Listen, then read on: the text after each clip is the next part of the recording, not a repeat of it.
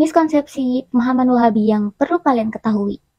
Disclaimer bahwa ini adalah bukan ujaran kebencian. Ini hanya meluruskan miskonsepsi yang terdapat dalam pemahaman Wahabi. Perlu kalian ketahui juga, pemahaman Wahabi bersumber kepada 3 kitab utama mereka yang dikarang oleh pendiri Wahabi, yaitu Syekh Abdul Wahab.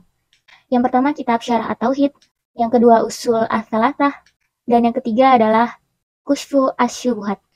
Dalam pemahaman Wahabi ini terdapat 3 atau trilogi tauhid menurut mereka. Yang pertama tauhid rububiyah, yang kedua tauhid uluhiyah, dan ketiga adalah tauhid asma wa sifat. Dari trilogi tauhid yang tadi memang tidak ada yang berbeda dari konsep tauhid pada umumnya, tapi konsep menurut Syekh Abdul Wahab ini terdapat beberapa miskonsepsi yang akhirnya menimbulkan fitnah. Beberapa poin yang perlu diperhatikan dalam kitab Kasyfu Asy-Syubuhat, mereka mengatakan bahwa semua rasul hanya mendakwahkan tauhid uluhiyah saja, tidak mengajarkan atau mentauhidkan Allah sebagai pencipta maupun pemelihara. Mereka mengatakan bahwa semua orang termasuk ateis itu sudah bertauhid rububiyah, dan ini dijelaskan dalam kitab Kasyfu Asy-Syubuhat halaman 40.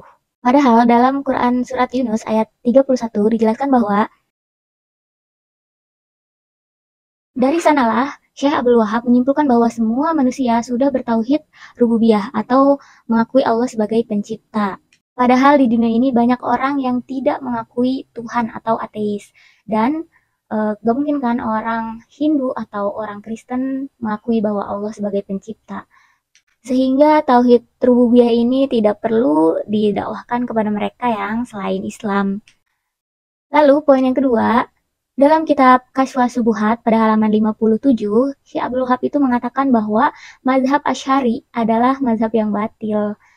Yang benar hanya mazhab Wahabi saja.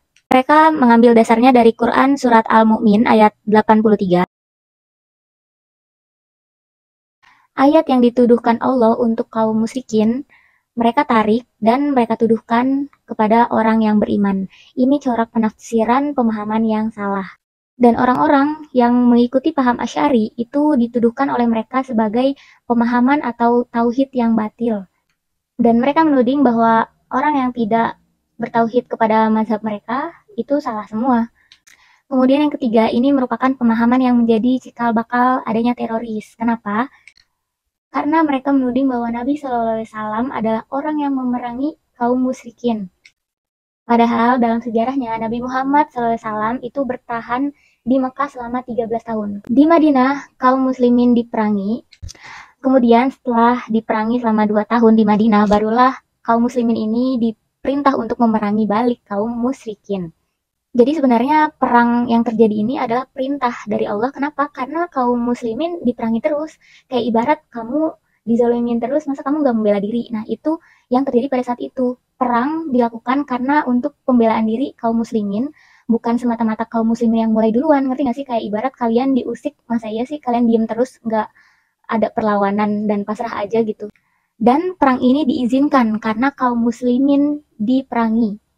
Dan ini yang menjadi salah pahamnya, karena mereka menganggap bahwa darah kaum musyrikin itu halal dan wajib diperangi. Ini yang salah, karena sebenarnya itu tuh zaman dulu karena kita diperangi, bukan kita memerangi duluan. Ngerti gak sih? Kayak ya udah kalau misalkan mereka tidak mengganggu kalian, ya kalian jangan ganggu gitu sih. Ini terdapat dalam Al-Hajj ayat 39. Kemudian yang keempat, mereka mengatakan bahwa salawat tibul qulub, yang dimana Nabi Muhammad SAW itu sebagai obat hati, mereka mengatakan bahwa itu syirik. Dan mereka menganggap bahwa bertawasul kepada Nabi, kepada orang yang soleh itu termasuk perbuatan yang syirik. Karena menurut mereka itu berlebih-lebihan. Wahabi membagi musyrik itu menjadi 2 bagian. Yang pertama adalah musyrik awalun, adalah mereka yang menyembah berhala pada zaman Nabi Muhammad. Dan yang kedua adalah musyrik mutaakhirun. Musyrik mutaakhirun itu adalah mereka yang berwasilah kepada orang soleh dan kepada Nabi Muhammad. Dan lebih parahnya lagi, mereka menganggap bahwa musyrik mutaakhirun itu, orang-orang yang berwasilah itu lebih parah musyriknya daripada musyrik awalun yang menyembah berhala. Dan dijelaskan dalam kitabnya Kasyfus Syubhat halaman 90 mengatakan bahwa sesungguhnya orang-orang yang musyrik awal itu lebih ringan musyriknya daripada musyrik mutakhirun. Miskonsepsi terhadap pemahaman Wahabi ini juga diterangkan dalam kitab Fitnatul Wahabiyah yang dikarang oleh Syekh Ahmad bin Zaini Dahlan, seorang mufti Mekah yang juga bermazhab Syafi'i. Poin miskonsepsi ini adalah paham Wahabi sudah berani mengkafirkan golongan orang beriman. Mereka juga menganggap bahwa ziarah makam wali, bertawasul, bersolawat kepada Nabi Muhammad itu termasuk ke dalam perbuatan yang syirik. Poin yang harus digarisbawahi adalah kita jangan sampai mengkafir-kafirkan suatu golongan tertentu, apalagi kepada orang beriman. Dan kita harus menggunakan kaidah tafsir dari Al-Quran dan Sunnah. Kita juga harus memperhatikan juga apa yang telah ditetapkan oleh para ulama gitu. Mudah-mudahan Allah Subhanahu Wa Taala menjaga lingkungan kita dari pemahaman yang merusak perdamaian dan persatuan kita. Barakallahu fikum.